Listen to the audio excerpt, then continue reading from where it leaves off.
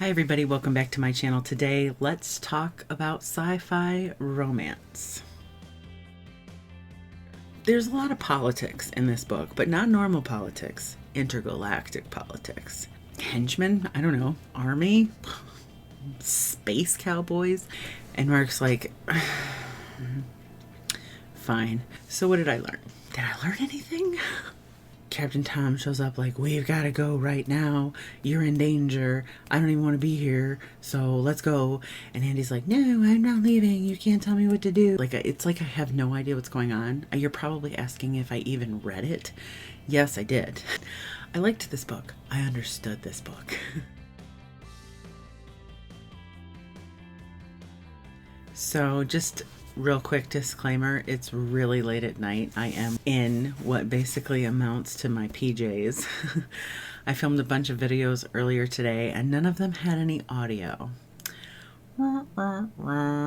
So, but the rest of the house is asleep, so we're gonna be quiet.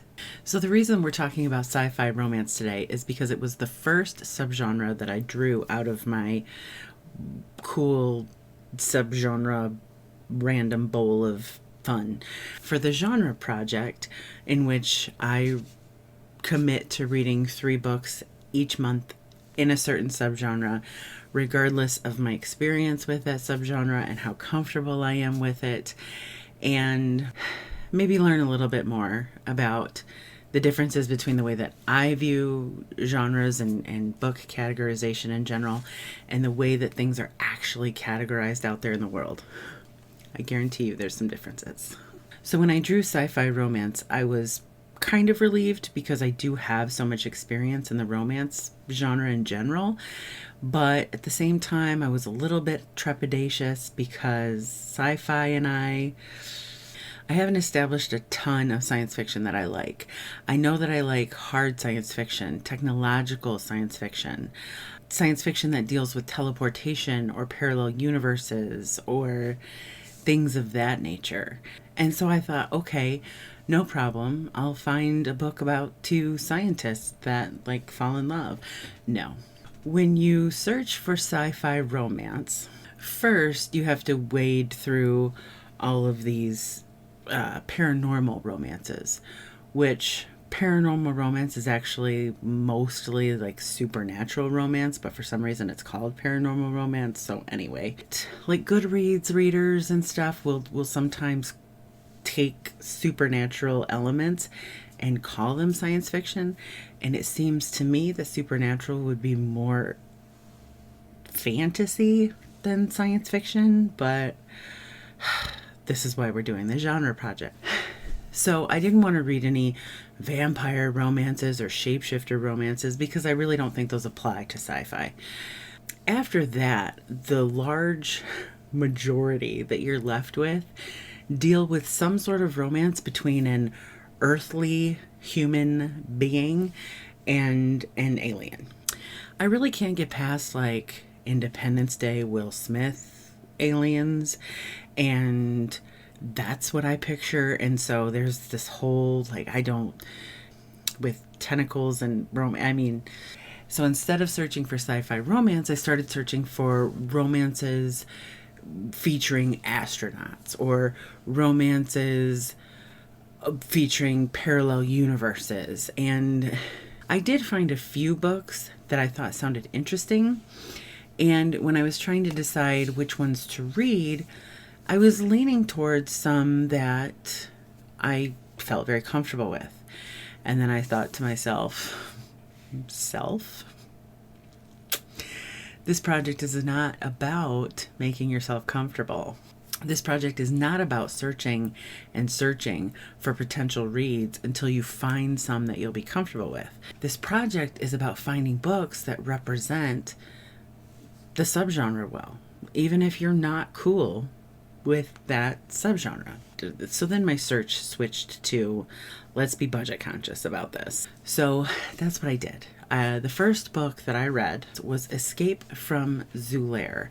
It is listed on Amazon under Galactic Empire Science Fiction, Alien Invasion Science Fiction, and Space Marine Science Fiction, which I'm sure the subject of Amazon categories will come up at some point in this genre project. But essentially, this is a space opera-y galactic empire romance novel. The story is about a woman named Andy, who is sort of kind of like what we would consider maybe a diplomat. And she's visiting a planet that, unbeknownst to her, is going to break out in a major civil war at any moment. And so her home planet sends a team led by Captain Tom to extract her.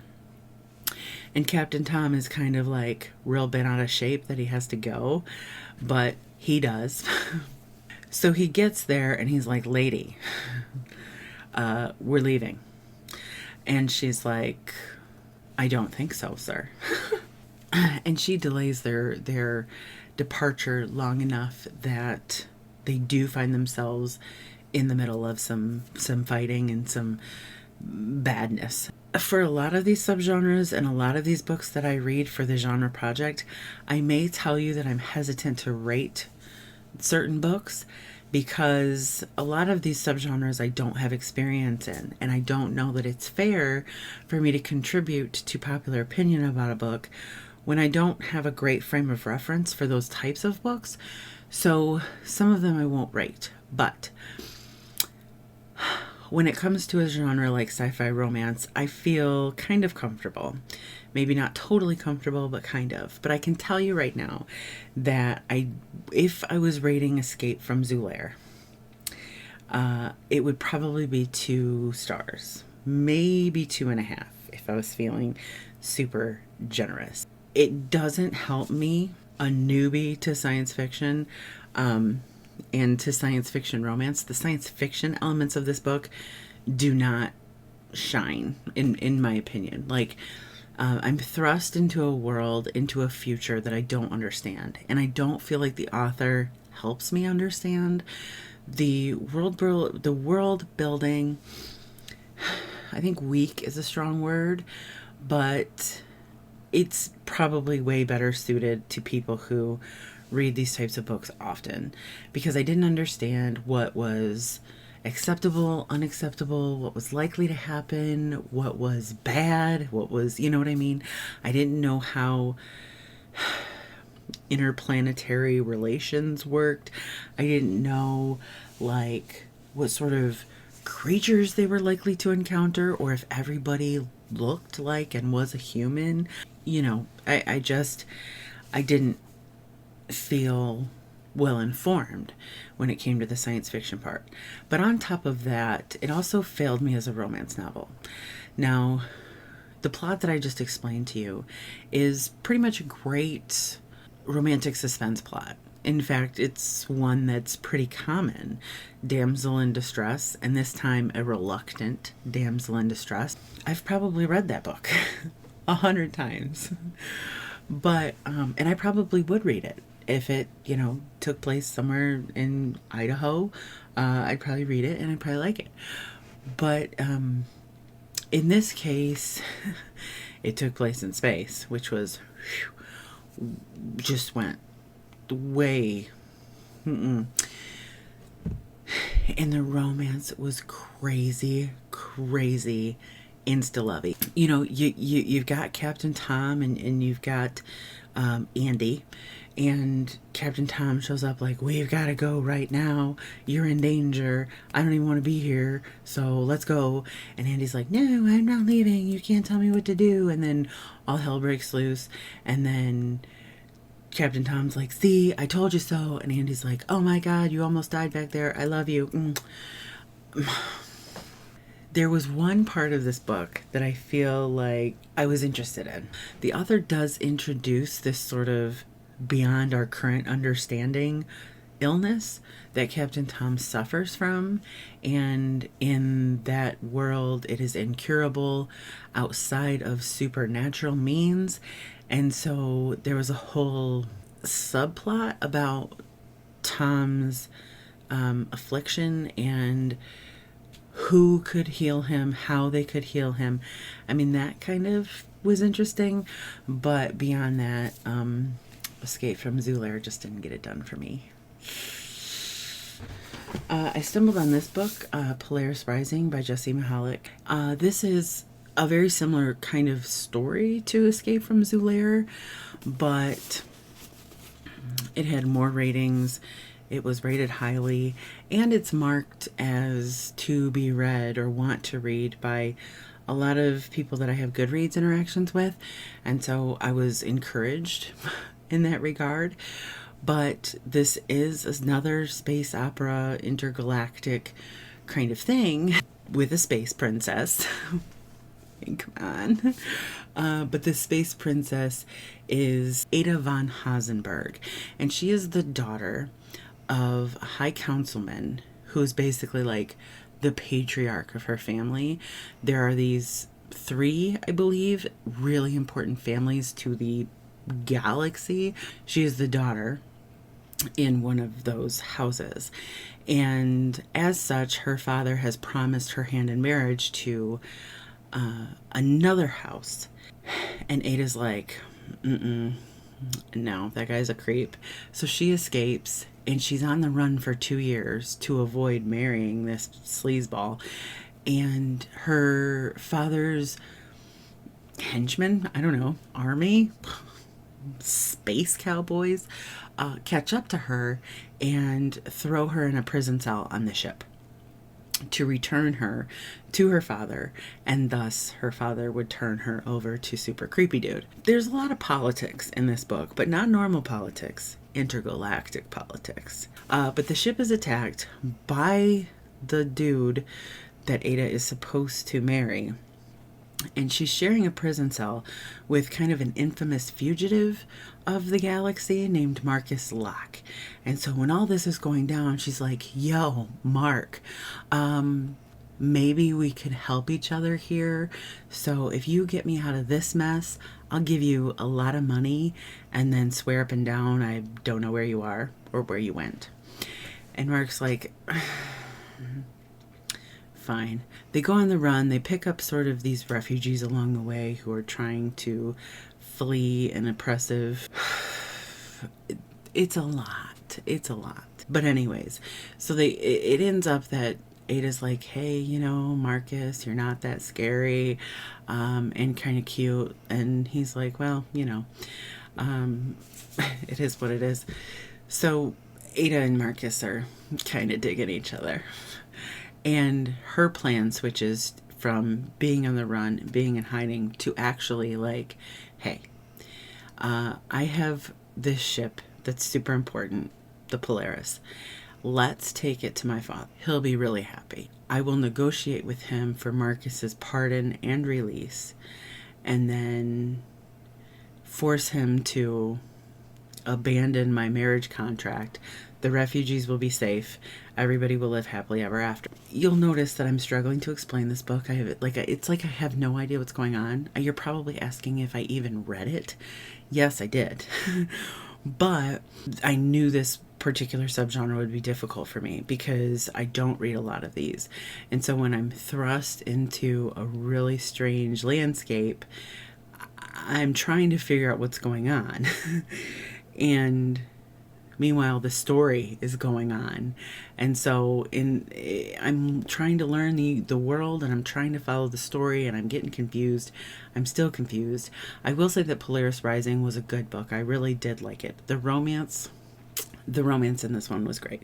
On top of that, the author did a much better job of kind of treating me, the reader, like I didn't know what I was doing. This book made a lot more sense.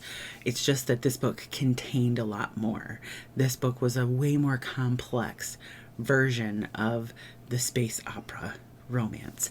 And each subsequent book is about one of Ada's sisters, and all of the books are to do with like rebellion against this consortium that rules the galaxy.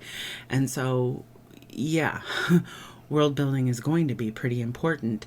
It's the kind of thing that I would be tempted to continue. I might even consider reading the next book in the series. The next one is called Aurora Blazing, and the third one is called Chaos Reigning. Really cool covers and like really attractive books. but really hard for me to understand. Most of the books that I read are rooted in some sort of reality, and I don't need a book to necessarily be realistic because, like I said, I do like parallel universes, I do like teleportation, things like that, time travel, but those three things are still rooted in a reality similar to my own. I can stretch my imagination as long as it starts at a point in which I understand. And intergalactic literature doesn't.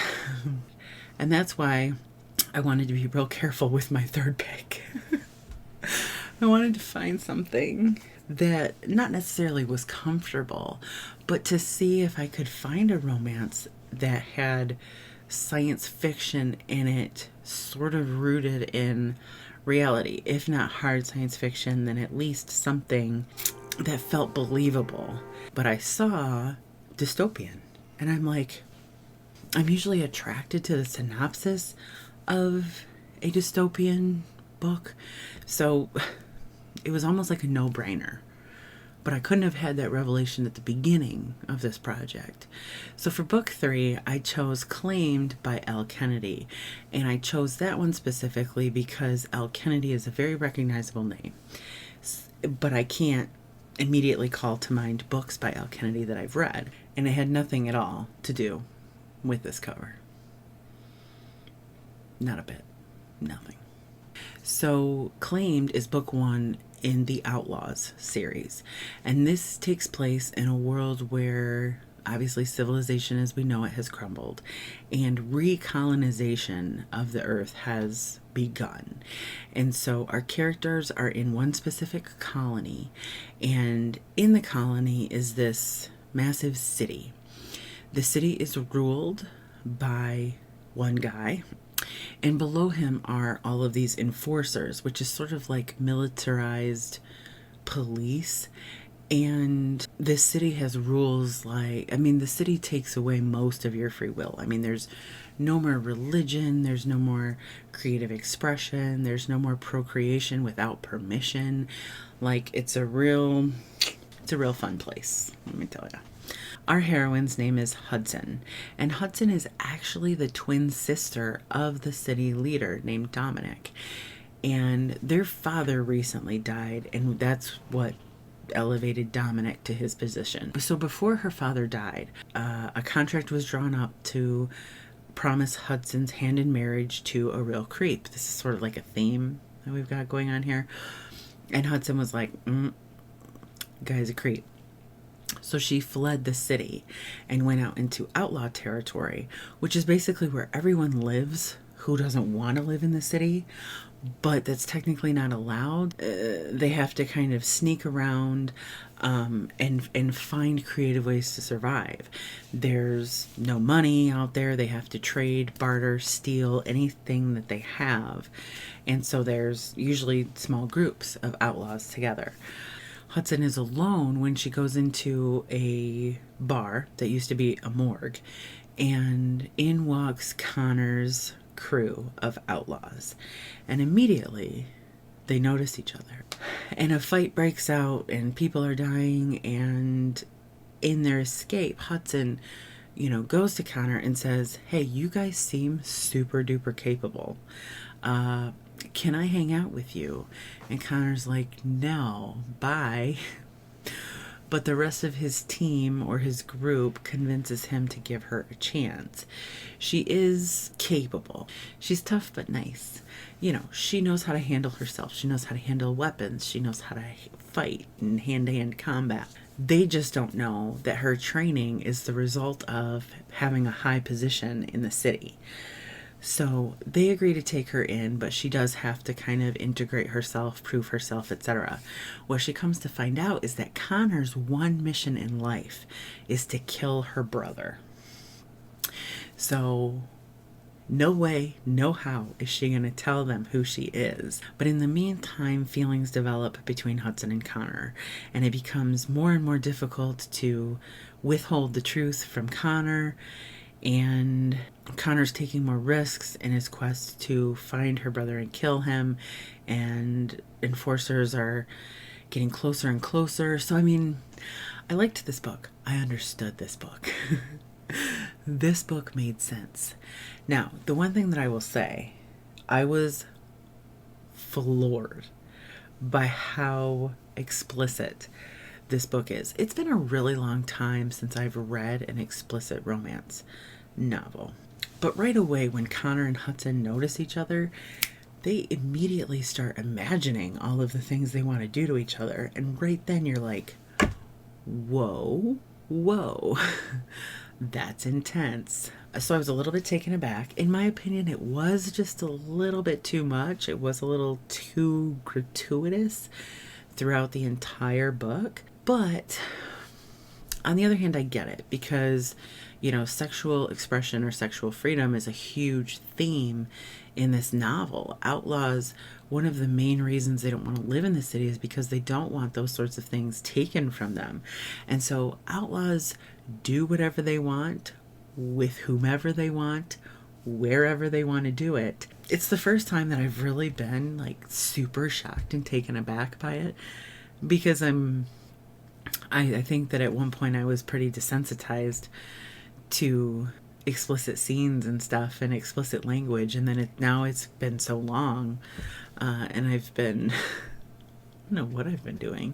But the Outlaws series is one that I will definitely continue in, especially because all of the books are included in Audible Escape, so they're free. And this series, I think, would serve as an excellent palate cleanser when I've been reading really intense books in other genres, or when I'm in a slump and I don't really know what to read. This seems like it would be a really good standby. I genuinely like the story. Now, the series does continue with different characters, but we have been introduced to them. So it's one of those. It's one of those where, like, you don't technically have to read the first book first, but it'll probably help you. And considering this is a dystopian sci-fi romance with rules and real world building that don't really apply to your own world, it's probably smart to read the first one first. But I say that having not read the second. So what did I learn? Did I learn anything? I did. I learned that space is hard. I would much rather read something like The Martian than something like Guardians of the Galaxy. You know, I love the movie, but to me, I guess it's an imagination limitation. My imagination is limited in ways that it's uncomfortable for me to admit. I've always been the most creative and imaginative person in my family. To me, that meant that I was super creative and imaginative, but it's been hard at times going through life and realizing I'm not as creative as I like to think that I am. Visual landscapes and interior design and things like that don't come as easily to me as they do to others, though they come very easy to me in relation to my family. Basically, now that it's over, I had fun. I didn't have fun stressing about what I was going to read. I didn't have fun feeling not confident, which is probably going to be a big issue going forward through this genre project. I'm probably not going to feel very confident in my choices. I do want to say, I forgot to mention, I did get a recommendation to read The Outlander by Angie. Thank you, Angie. And I thought, great. Yes, that's true. It's time travel. But then I remembered that time travel romance is its own subgenre. Why? I don't know, but it is. So I figured The Outlander would be more appropriate to time travel romance, and other aspects of sci-fi could be explored in this Sci-Fi Romance month. I do still want to read The Outlander. So now's your opportunity to comment on this project, this process, my picks, my choices, my opinions. Let me know what you think. Let me know if sci-fi romance is up your alley at all, if it's something you have experience with, or something that you think you might try in the future, let's talk about it. This project isn't any fun if we don't have any discussions. So I'm looking forward to all of that stuff down in the comment section below. Thank you so much for watching, and I will see you all very soon.